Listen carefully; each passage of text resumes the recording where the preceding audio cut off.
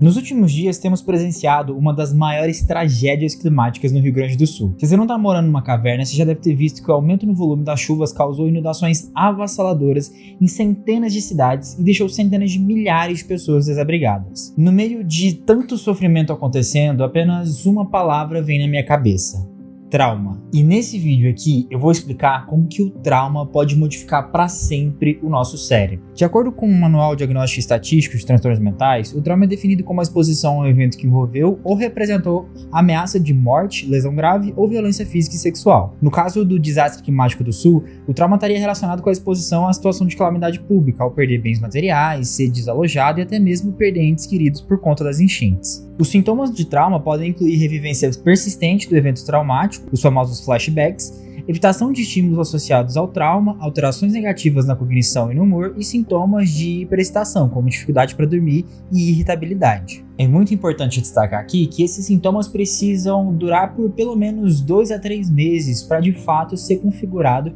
como um transtorno de estresse pós-traumático. Para podermos entender como que o trauma modifica o nosso cérebro, primeiro é importante entender quais são os mecanismos que o nosso cérebro tem para lidar com situações estressantes. Existem pelo menos 3 áreas que são muito importantes para que a gente consiga lidar com situações de estresse, perigo e medo, sendo elas a amígdala, o hipocampo e o córtex pré-frontal. Mas vamos com calma que eu vou explicar a importância de cada uma delas. A amígdala é um núcleo cerebral com formato de amêndoa localizado próximo ao hipocampo e tem várias conexões anatômicas importantes que tornam ela capaz de entregar informações sensoriais e cognitivas e determinar se haverá ou não resposta de medo. Ela atua como se fosse um sentinela, sempre prestando atenção em todas as informações sensoriais que estão passando por ela, como a informação visual, a informação auditiva, e detectando se de fato a gente está numa situação perigosa ou não. O disparo do alarme da amígdala vai envolver a atividade de diversas áreas diferentes do cérebro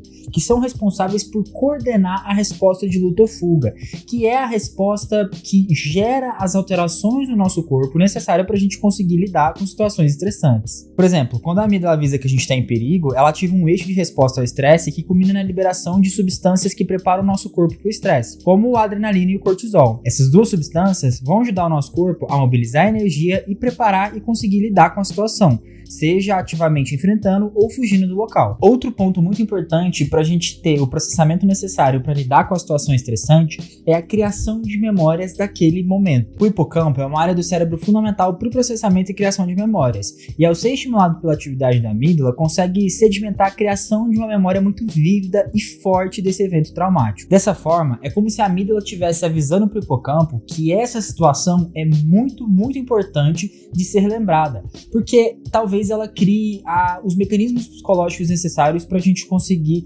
lidar com uma situação parecida no futuro. Em termos práticos, a criação de memórias relacionadas à atividade de medo, da resposta de medo, é importante para poder condicionar e guiar o nosso comportamento e para a gente tentar evitar com que essas situações ocorram novamente. Além disso, a resposta de medo também é orquestrada por diversas redes neurais diferentes que integram a circuitaria do córtex pré-frontal. Essas circuitarias são muito importantes para o processo de preocupação e ruminação de pensamentos relacionados com os eventos traumáticos. Sabe aquela ideia de que quando acontece um desastre, a pessoa que passou por ele fica revivendo várias e várias vezes aquela tragédia, aquela situação ruim na cabeça, como se tivesse um filme passando em loop?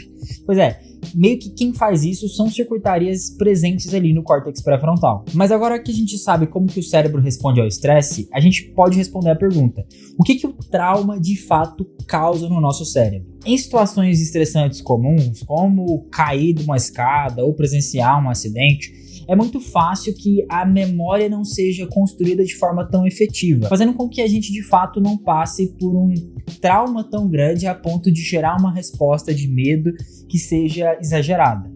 Mas quando o evento traumático é de fato bastante agressivo, digamos assim, pode ocorrer um processo que a gente chama de condicionamento de medo. Em termos bem simplificados, o conceito de condicionamento de medo refere-se à capacidade do sistema de resposta ao estresse de criar memórias e guiar comportamentos para que a gente aprenda a evitar aquela situação estressante. É basicamente quando uma pessoa associa alguma coisa, entre aspas, inofensiva ou não aversiva a momentos traumáticos, a momentos de grande estresse. No contexto específico, por exemplo, do pessoal do Rio Grande do Sul, é possível que, a partir de hoje, as pessoas que passaram por esse evento traumático acabem associando barulhos de chuva, ou até mesmo lagos, com o evento traumático de ver as enchentes acontecendo e perder casa e até mesmo amigos e familiares. Como em eventos traumáticos a experiência estressante é muito aguda e avassaladora, isso acaba alterando o padrão de conectividade e atividade de diferentes áreas neurais responsáveis pelo processamento de medo, fazendo com que, por sua vez, isso possa desenvolver esse processamento de condicionamento de medo. Nesse sentido, essa resposta de condicionamento faz com que ocorram hiperatividades e alterações na conectividade das principais áreas de resposta de medo, como a amígdala, o córtex pré-frontal e o hipocampo. As alterações na amígdala, por exemplo, podem fazer com que a pessoa fique mais hipervigilante, ou seja, que o nível de atenção a problemas ou perigos iminentes fique mais aumentado, que a pessoa fique sempre olhando para os lados ou algo assim, né? Como se fosse uma pessoa mais assustada. Já as alterações na atividade do hipocampo podem favorecer aquela resposta tanto de criação de uma memória traumática muito vívida, como também na revivência dessa memória traumática, ou seja, aquele loop infinito que fica passando na cabeça da pessoa. Isso, por sua vez, vai aumentar bastante o sofrimento psicológico dela, fazendo com que isso também possa gerar redes neurais vulneráveis para o desenvolvimento do transtorno psiquiátrico chamado transtorno de estresse pós-traumático. Temos vários estudos demonstrando que pacientes com esse transtorno possuem um maior volume e atividade de áreas como a amígdala,